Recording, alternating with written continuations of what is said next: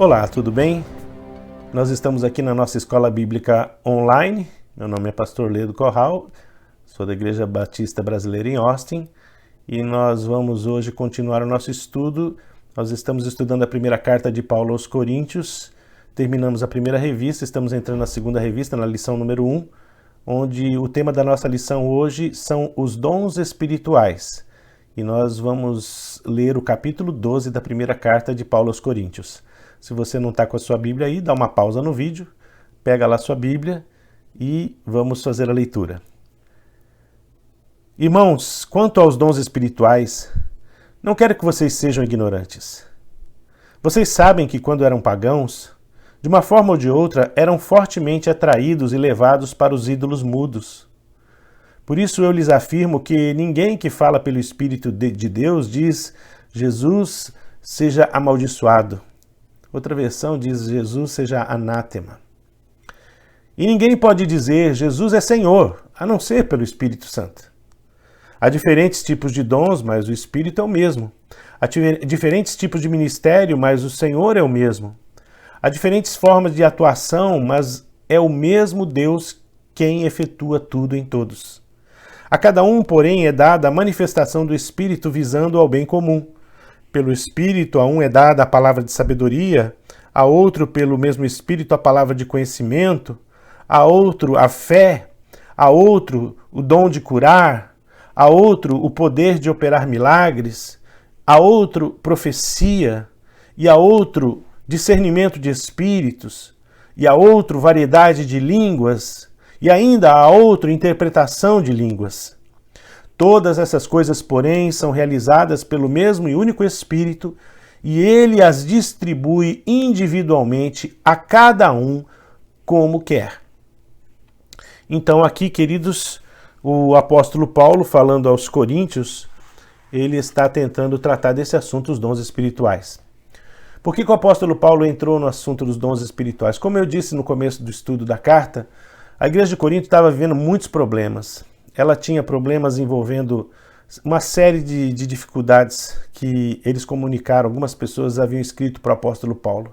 E ele então escreve as suas cartas tentando responder e endereçar uma palavra para cada problema que eles estavam vivendo.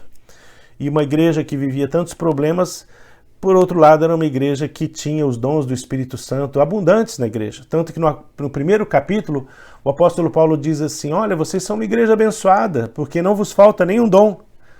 E interessante que justamente uma igreja que tinha tantos dons, ao mesmo tempo tinha tantos problemas. Isso é uma revelação para nós, isso mostra para nós que o fato de uma pessoa ou de uma igreja ter a presença dos dons, isso não é um certificado, né? Certificado de boa conduta, certificado de good stand, né? Ou seja, essa é uma igreja boa porque tem os dons do Espírito. Não, a questão aí dos dons do Espírito, porque os dons do Espírito são do Espírito, são de Deus, as pessoas são humanas. E no caso da igreja de Corinto, ela estava lidando com vários problemas, e até mesmo na administração dos dons do Espírito que lhes haviam sido confiados. E a primeira coisa que o autor aqui da nossa revista enfatiza é que o apóstolo Paulo ele coloca aqui, com respeito aos dons espirituais, eu não quero que vocês sejam ignorantes. Ora, se nós formos ignorantes, nós não vamos estar entendendo qual é a vontade de Deus para administrarmos as coisas que Ele nos confiou. Nós, como cristãos, somos mordomos de Deus, somos pessoas que receberam os talentos, que receberam os dons para administrar. Você lembra ali daquela parábola dos talentos?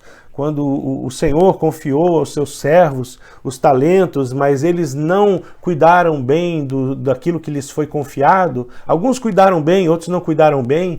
E aquele que enterrou os seus talentos, ele foi severamente repreendido. Da mesma maneira, Deus tem nos confiado dons e talentos e capacitações, as quais Ele deseja que nós exerçamos com sabedoria. A igreja de Corinto não estava fazendo isso, e por causa disso recebeu uma tremenda repreensão do apóstolo Paulo. E ele aqui começa então a dar ensino para eles, e ele está dando ensino para nós. Não quero que vocês sejam ignorantes. Deus está dizendo para você, está dizendo para mim, eu não quero que vocês sejam ignorantes quanto a estas coisas. Para não sermos ignorantes, a primeira coisa que precisamos entender é o significado disso, dom. O que é dom? A palavra é carisma, do grego. A palavra carisma, ela significa o seguinte, diz assim, olha, o significado da palavra dom, muitas coisas já podem ser esclarecidas. Literalmente quer dizer presente oferecido de boa vontade. Então, o apóstolo Paulo chama de carisma um revestimento espiritual especial para a vida da comunidade e o serviço do reino de Deus. Ele usa esse termo 16 vezes nas suas epístolas. Então, nós vemos aí, queridos, que o dom, ele é um revestimento dado por Deus para que nós possamos servir ao Senhor. É uma capacitação. Eu já ouvi um pastor uma vez dizendo o seguinte, que dom, ele não é certificado de bom comportamento ou prêmio por serviços prestados, ou porque a pessoa é santa, então ela recebe dons porque ela é santa. Não, ela recebe dons porque ela é servo, e servo recebe ferramenta. Dom é ferramenta para trabalhar, amém? E se você recebe uma ferramenta e não vai trabalhar, você vai receber o que do seu Senhor? Vai receber repreensão. Não é? Se você recebe ferramenta, é porque ele espera que você trabalhe. Muitas pessoas estão recebendo ferramenta e pensam que é troféu, não é? Para mostrar para os outros e dizer que são melhores do que os outros porque têm dons. Era isso que estava acontecendo na igreja de Corinto. As pessoas que tinham os dons, elas queriam aparecer, queriam mostrar para os outros que tinham o dom para mostrar que eram melhores umas que as outras. Mas, querido, o que a Bíblia nos ensina aqui é que dom não demonstra que uma pessoa seja nada melhor do que as outras. Pelo contrário, aqui no contexto de Corinto, as pessoas que tinham os dons, elas estavam usando de maneira errada, e esse bem estava se transformando em mal. E outra coisa que ele nos diz aqui, né, o autor da nossa revista, sobre quem é o doador do dom. Algumas pessoas pensam, o Espírito Santo, né, o Espírito Santo. Mas o Espírito Santo, o Pai, o Filho e o Espírito Santo é uma pessoa só, você já sabe disso. Então, nós sabemos que tanto Jesus, quanto o Pai, quanto o Espírito Santo estão envolvidos nessa tarefa de transmitir os dons para a sua igreja. Nós vemos aqui, por exemplo, se você olhar no Efésios, capítulo 4, versos 10 e 11, diz assim, aquele que desceu é o mesmo que subiu acima de todos os céus, a fim de encher todas as coisas, e ele designou alguns para apóstolos, outros para profetas, outros para evangelistas e outros para pastores e mestres. Então aqui nós vemos que aquele que desceu é o mesmo que subiu. Quem é ele? É Jesus. Em outro texto, lá em Efésios mesmo, diz o quê? Que ele subiu ao alto e levou o cativo o cativeiro e deu dons aos homens. É Jesus quem deu dons aos homens. Então o Espírito Santo dá dons aos homens, Deus dá dons aos homens, o Filho dá dons aos homens. Eles dão os carismas para a igreja fazer o trabalho da obra do ministério. Terceiro ponto da nossa lição diz assim, quantos dons existem?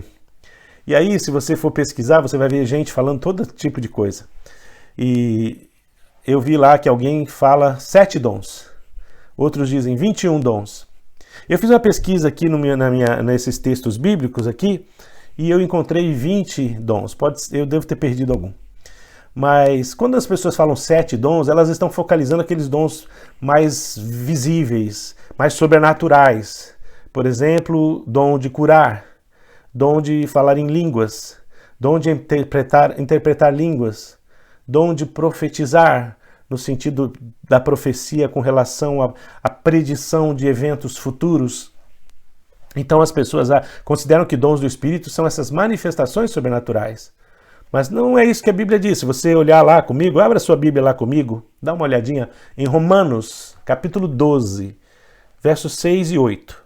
Pegue aí a sua Bíblia e venha comigo. Temos diferentes dons, de acordo com a graça que nos foi dada. Se alguém tem o dom de profetizar, use-o na proporção da sua fé. Se o seu dom é servir, sirva. Se é ensinar, ensine. Se é dar ânimo, que assim faça. Se é contribuir, que contribua generosamente. Se é exercer liderança, que a exerça com zelo. Se é mostrar misericórdia, que o faça com alegria. Olha só, junto com a profecia, tem serviço, tem ensino, tem dar ânimo, né? Que é encorajamento, exortar uma pessoa, certo? Mostrar misericórdia é um dom, na mesma lista da profecia. Então nós vemos aqui que existem vários dons. Eu listei aqui e a minha lista tem os seguintes dons: fé, apostolado, dom do ensino, evangelista, o dom de profetizar e pregar, que se nós podemos dar duas conotações a esse dom, servir, ensinar, línguas, interpretar línguas, palavras de sabedoria, palavras de conhecimento, dons de curar, operar milagres, discernimento de espírito, exortar, contribuir, liderar, o dom da liberalidade, que é aquela capacidade que uma pessoa tem de ajudar pessoas em horas difíceis, o dom do celibato, que é aquela capacidade também que algumas pessoas têm de se manterem solteiras, castas, puras, para poder servir melhor a Deus, para poder servir a Deus com mais liberdade e para poder alcançar pessoas sem a dificuldade de ter que manter uma família e dividir suas atenções. O apóstolo Paulo disse que ele tinha essa capacidade, que ele disse que isso não é para todo mundo. E também o Senhor Jesus menciona essa capacidade que algumas pessoas têm de se manter solteiras para o serviço do Senhor. E, por último, o dom de socorrer as pessoas. Algumas pessoas têm essa capacidade extraordinária de se unir as pessoas nas horas mais difíceis, né? Nesses momentos de catástrofes, nesses momentos de situações difíceis, há aquelas pessoas que arregaçam suas mangas e vão socorrer. Eu já recebi o socorro de muitas vezes de irmãos queridos que têm esse dom de Deus de socorrer pessoas nas horas difíceis. Então nós temos aí esses dons. Agora, os dons ficariam somente nestas capacitações? É evidente que não. Nós vemos ainda que na igreja, no contexto que nós vivemos hoje, existem pessoas capacitadas no aconselhamento, não é? Aqui na cidade onde eu moro, existe um homem, ele é um crente americano, ele montou um office, um escritório, onde ele trabalha a semana inteira, com horário marcado, ele recebe as pessoas ali, ele não é um psicólogo, mas ele dá aconselhamento bíblico, ele dá aconselhamento cristão para as pessoas que estão passando por dificuldades. Ele faz isso sem receber, nem pedir oferta, ele não faz nenhuma cobrança e, pelo contrário, ele investe, né, o dinheiro dele para fazer isso. É uma pessoa que tem um dom dado por Deus e ele procura usar esse dom o melhor que ele pode. Tem pessoas também que têm outros dons na igreja, por exemplo, o trabalho, ministério com jovens, ministério com adolescentes, ministério com pré-adolescentes. As pessoas que lidam com essas faixas etárias são pessoas que receberam uma capacitação dada pelo Espírito Santo especial para poder comunicar o Evangelho, comunicar a mensagem de Deus para essas pessoas que se encontram numa fase de transição de suas vidas, em que a comunicação ela não é a mesma. Eu, por exemplo, um homem de mais de 50 anos, quando eu tento me comunicar com um jovem, com um adolescente, já existem claramente diferenças culturais, linguísticas, né, que dificultam um pouco a comunicação da forma como eles podem compreender e entender. E Deus tem capacitado pessoas de maneira tremenda para comunicar o Evangelho às novas gerações. Então, para mim, isso é um dom dado por Deus. Outra coisa também, o ministério, por exemplo, com crianças. Quem pode dizer que o trabalho com crianças não é algo sobrenatural? Aquelas pessoas que lidam com as crianças, elas precisam ter bastante paciência, elas precisam ter bastante amor para entender a diferença que aquelas crianças têm de interpretação da realidade e assim, através desse amor, desta paciência, elas conseguem transmitir para essas crianças a mensagem do Evangelho que o pastor, por exemplo, lá do púlpito não vai conseguir falar com aquela criança na linguagem que aquela criança pode entender na hora do culto, mas lá dentro do departamento infantil tem pessoas chamadas por Deus, capacitadas por Deus para fazer isso. Pessoas que têm um dom. Também nós temos pessoas no ministério de louvor, pessoas que talentosas, às vezes têm talento para música, mas para ministério de louvor, queridos, não basta ser um músico talentoso, um bom cantor ou uma boa cantora. Precisa ter uma sintonia fina com o Espírito Santo para poder comunicar louvor, poder conduzir a igreja à adoração, ao louvor. E isso é um dom, isso é uma capacitação sobrenatural que algumas pessoas recebem. E tantos outros ministérios que trabalham com missões, pessoas que são apaixonadas por missões, com trabalho missionário, pessoas que são apaixonadas pelo ensino. Todos esses ministérios, queridos, eles são insuflados pela presença do Espírito Santo na igreja. E aí nós podemos lembrar que nem todos os dons eles têm uma aparência sobrenatural. Algumas pessoas dizem que são 7 os dons, porque enfatizam os dons sobrenaturais. Mas, na verdade, queridos, os dons são muitos. Se a gente olhar aí, como eu já tinha olhado aqui, né? Romanos capítulo 12, de 6 a 8, diz assim: temos diferentes dons, de acordo com a graça que nos foi dada. Se alguém tem o dom de profetizar, use-o na proporção da sua fé. Se tem o dom de servir, que sirva. Se tem o dom de ensinar, que ensine. Se é dar ânimo, assim se faça. Se é contribuir, que contribua generosamente. Se é exercer liderança, que o faça com zelo. Se é mostrar misericórdia, que o faça com alegria. Então a gente vê aqui nesses dons o que? No mesmo pé que está o dom de profetizar, está o dom de servir, está o dom de ensinar, está o dom de exortar as pessoas. Então você vê que para nós o que às vezes é mais forte, é aparente, é o dom sobrenatural, né? A pessoa fala em línguas, a pessoa profetizar, a pessoa orar pelo enfermo, o enfermo ser curado, mas para Deus todas essas coisas estão em pé de igualdade, porque para Deus tanto a profecia quanto o ensino, eles estão num nível de importância idênticos. Então nós vemos assim que nem todos os dons eles são sobrenaturais ou aparentemente sobrenaturais. Existe algo sobrenatural no dom, mas ele não é aparente como as pessoas gostariam às vezes de ver um dom sendo exercido. Outra coisa que é importante aqui, há dons, por exemplo, que eles cessaram, de fato cessaram. Eu sei que aqui eu vou chocar alguns irmãos, porque hoje em dia está muito em voga o ministério apostólico de algumas igrejas. Eu mesmo tenho alguns amigos que são apóstolos, fomos colegas de ministério, e hoje eles são apóstolos em suas igrejas e eu os respeito no seu ministério apostólico, dentro da sua comunidade. Mas aquilo que Paulo está falando sobre ministério apostólico aqui é o ministério apostólico que estava sendo exercido na igreja naquele momento, certo? E naquele momento nós vemos o quê? Que a igreja ela era conduzida pelos apóstolos que haviam sido orientados diretamente pelo Senhor Jesus. O colégio apostólico é composto somente de 12 apóstolos, não tem nenhuma adição, não existe mais apóstolos, somente aqueles. Os apóstolos que hoje em dia surgem, né, em algumas comunidades, algumas igrejas e alguns ministérios, eles são relevantes, sim, eles são importantes dentro do contexto em que eles estão, mas não pode se comparar o ministério apostólico dos apóstolos que viveram no primeiro século com qualquer apóstolo moderno, da era moderna.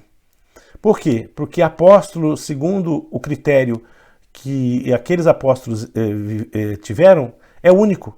Só eles exerceram o ministério apostólico dentro desse contexto. Por quê? Porque apóstolo dentro daquele contexto era somente aquele que foi ensinado, chamado e ensinado diretamente por Jesus. Você quer uma prova disso? Eles eram 12. Mas o Judas traiu, enforcou-se, morreu e ficaram 11. A igreja se reuniu, não perguntaram para Jesus o que tinham que fazer, eles simplesmente se reuniram. E quando eles se reuniram, eles decidiram escolher entre 2 ou 3 que estavam ali junto com o grupo deles há bastante tempo, para serem para ser o apóstolo que iria ocupar o lugar de Judas. E depois de um sorteio e depois de uma votação, alguma coisa bem batista assim, eles escolheram Matias. A gente nunca mais ouviu falar de Matias. Pode ser que ele tenha sido um homem de Deus muito devotado, muito aplicado, mas ele não teve nenhuma aparência relevante no Novo Testamento. Em seguida, a gente vê o Senhor Jesus encontrando com o apóstolo Paulo no caminho de Damasco, chamando o apóstolo Paulo para o ministério. E depois nós vemos que o apóstolo Paulo foi ensinado pelo próprio Senhor Jesus. Tanto é que ele diz lá, porque eu recebi do Senhor o que também vos entreguei. Ele também diz, conheço um homem que foi ao terceiro céu e viu a coisas que a homem não é lícito dizer. Ou seja, o Senhor Jesus discipulou o apóstolo Paulo pessoalmente, assim como discipulou os outros 11.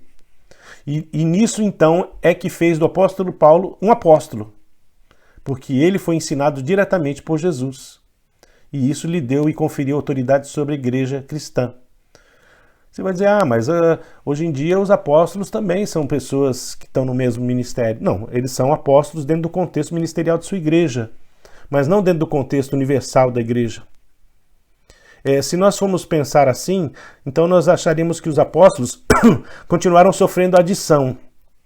Mas se você for lá em Apocalipse, capítulo 21, nós vemos lá no verso 14, diz assim, falando da Nova Jerusalém que desce do céu. Os muros da cidade tinham 12 fundamentos, e neles estavam gravados os nomes dos 12 apóstolos do Cordeiro.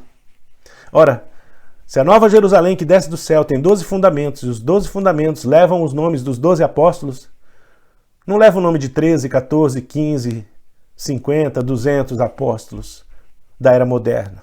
Leva o nome só daqueles 12, porque apóstolo, do aspecto daqueles que presenciaram o ministério de Jesus, foram somente 12. O ministério apostólico, no contexto de que ele existiu no primeiro século, ele encerrou ali. Hoje nós temos apóstolos que são pastores de suas igrejas, de seus ministérios, que por uma questão de hierarquia receberam esse título. Agora, outra coisa que é importante também a gente entender é que, deixa eu olhar aqui na nossa revista, a questão, por exemplo, do dom de profetizar. A palavra profetizar significa querigma, né? A palavra querigma, ela significa profecia. Então, uma profecia, ela pode ser um conhecimento ou uma palavra de predição de um evento futuro. Se você olhar lá, por exemplo, em Atos dos Apóstolos, capítulo 21, versos 10 e 11, você vai ver que diz assim, Atos 21, de 10 a 11. Depois de passarmos ali vários dias, desceu da Judéia um profeta, chamado Ágabo, vindo ao nosso encontro.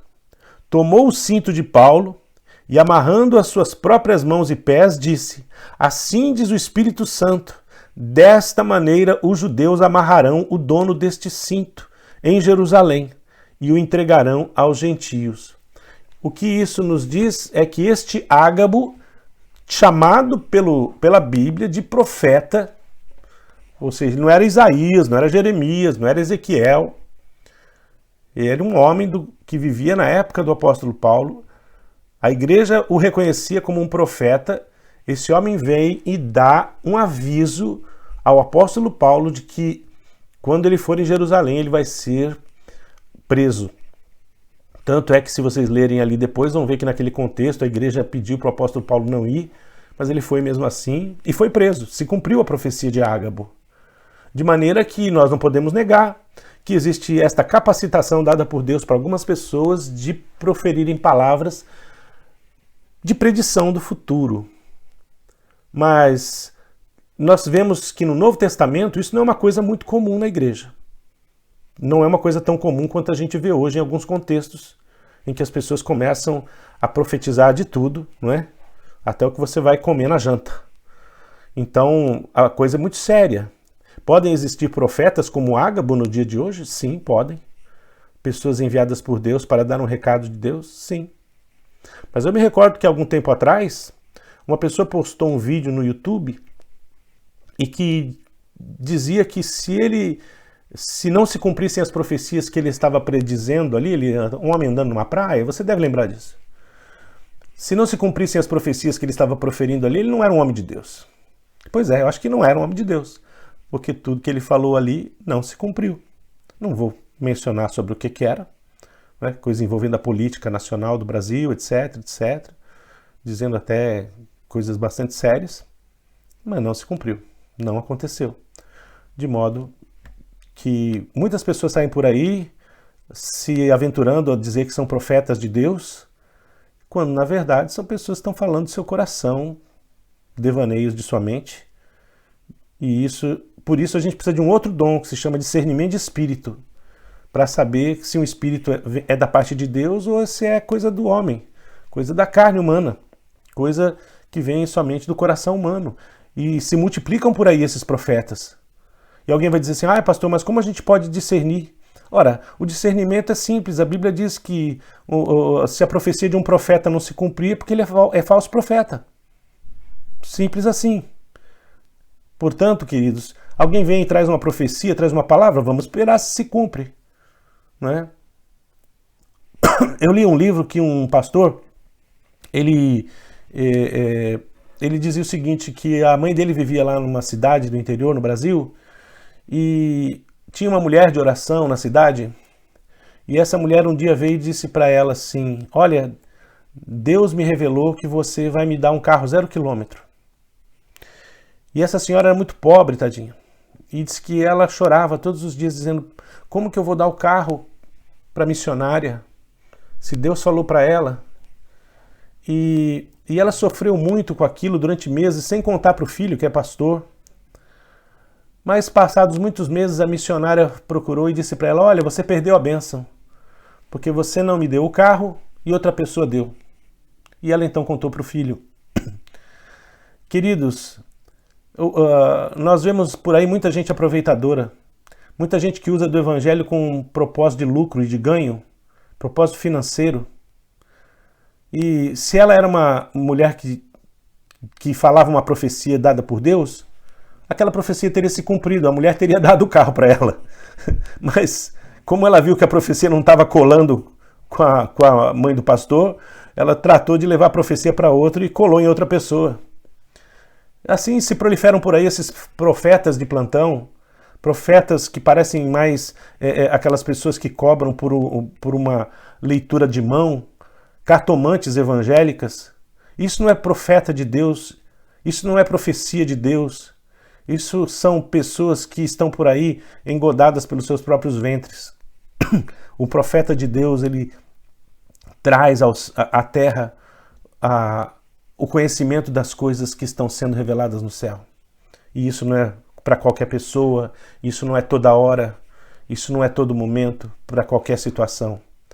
São para coisas que Deus realmente quer falar com alguém. Por outro lado, a palavra querigma, ela se aplica muito mais à profecia da palavra. Quando o pastor assume a tribuna no púlpito e começa a pregar a palavra e anunciar o evangelho, ele é profeta. Ele está exercendo um ministério profético. Porque quando eu venho na igreja e digo Jesus está voltando, arrependei-vos, eu estou sendo um profeta, igual João Batista. Eu estou sendo um profeta igual Jeremias, anunciando o reino de Deus, anunciando a sua vinda, anunciando a volta de Cristo. Eu não preciso ter uma revelação especial para fazer essa profecia, eu só preciso ter as Escrituras Sagradas. Então todo pastor que prega baseado na Escritura Sagrada, ele é um profeta. Ele está exercendo o ministério profético, ele está pregando a palavra de Deus. Então a gente vê que o ministério profético pode ser uma coisa com aparência sobrenatural ou não. O que eu gostaria de colocar aqui para você nesse contexto é que muitas vezes a gente fica atento a esses dons sobrenaturais achando que eles são melhores do que os dons rotineiros, como o serviço, como a pregação, etc. Mas se a gente vê ali, o apóstolo Paulo coloca esses dons no mesmo pé.